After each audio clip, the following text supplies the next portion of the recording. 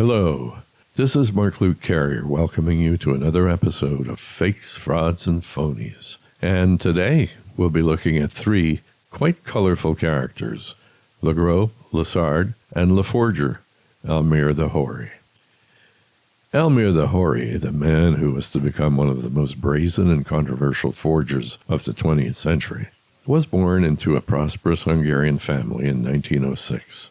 According to Clifford Irving's book, Fake, the Hory's mother came from a family of rich and influential bankers with close ties to the ruling dynasty of the Austro-Hungarian Empire.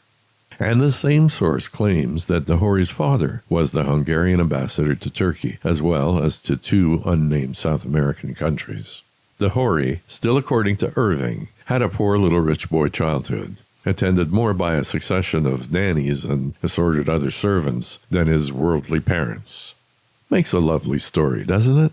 Alas, in my opinion, that's all it is, a story. Clifford Irving, made infamous by his counterfeit diaries of Howard Hughes, makes a somewhat less than credible source for the story of the Hory's early life. Both were among the expatriate denizens of the Balearic island of Ibiza in the late 1970s, part of the avant-garde on what was to become Europe's quintessential party island.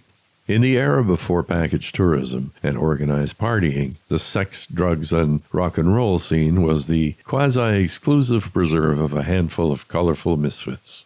Some of them wealthy, some of them destitute, but most of them beautiful and tanned, many of whom had floated ashore from the European continent or America. Elmire the Hoary was at the epicenter of Ibiza's social scene, holding court at his table in the town's best restaurants, or hosting wildly elegant parties at his clifftop mansion. Anyone who was anybody had to meet and greet the Hory, and he wanted to know them. He was an unrepentant celebrity hound, and his soirees were populated by hot new supermodels, up-and-coming authors, and celebrities past and present. As the island's notoriety grew, it became de rigueur to be at the very least a nodding acquaintance of the Hory's. The Hory's reign on Ibiza is fully documented in a truly awful film by Orson Wells, entitled F for Fake, a cinematic low point in the career of an otherwise brilliant director. With embarrassing self-importance, how huge Wells struts about before the camera, delivering tired cliches as if they were fresh and new ideas. If the fake is not only as good as, but better than the original, he expounds fatuously, why are we so upset? Blah, blah, blah, blah, blah. People get upset. One is tempted to shout at Wells' on-screen image when they spend good money on a work that has been totally and criminally misrepresented. More to the point is the fact the Hory's forgeries are not as good as the originals, and certainly not better. His success as a forger, as in the case with many of his colleagues, was due more to the naivete of his clients than the quality of his fakes. The story of the Hory's golden youth in a wealthy family of near noble lineage is, as far as anyone can ascertain, a complete load of twaddle. The tale is all the less likely since the Hory changed the story of his life as often as he changed his name. Here's a mere sampling of his aliases: Baron Elmire von Hory, Elmire Herzog, Louis Cassou, Baron Elmire Hoffman, Joseph Dory, Yves Renal, and Joseph Dory Boutin.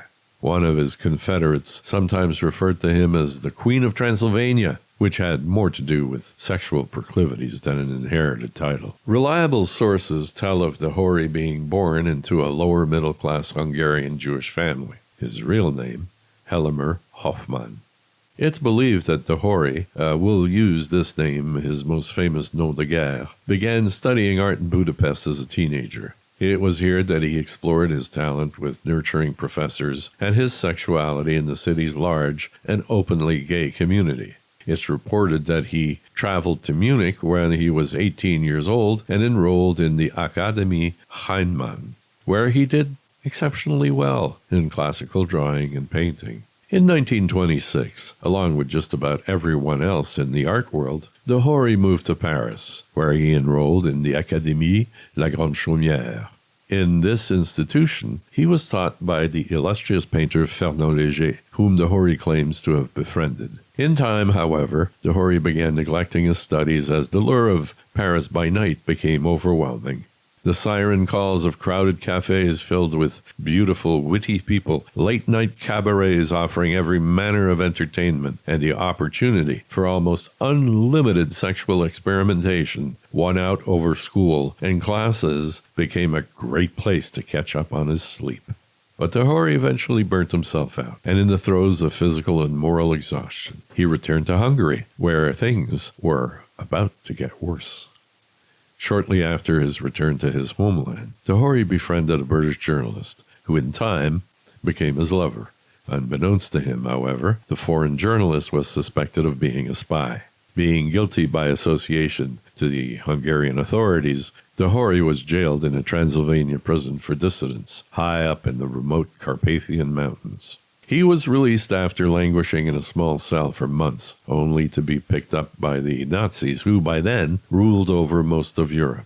As he told the story, the Hory was promptly shipped off to a concentration camp, where he suffered a good measure of brutality, one particularly bad beating resulting in a broken leg. A plausible story up till now, but it takes a twist that stretches credibility to the point of snapping. Concerned by the severity of his injury, apparently, the concentration camp authorities sent the Hory to a Berlin hospital. Really? There, he noticed from a window that the gate of the institution had been left ajar. According to Clifford Irving's book, the Hory slipped down the wall and hobbled off the hospital grounds on his crutches.